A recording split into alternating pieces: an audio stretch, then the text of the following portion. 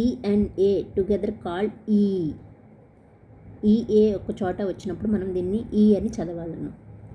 చూడండి ఇక్కడ W sound వు, E A we call E. వు E K సౌండ్ కు, వు ఈక్, వు ఈక్, వీక్. ఇక్కడ E A వచ్చింది కాబట్టి ఏమని చదవాలి E. E A అని ఏమని చదవాలి E. T sound to, eat, eat. P sound pu, EA we call E. Pu, E sound E, EA we call E. Pu, E, K sound ku. Pu, eek, peak. S sound su, EA we call E. Su, E, see.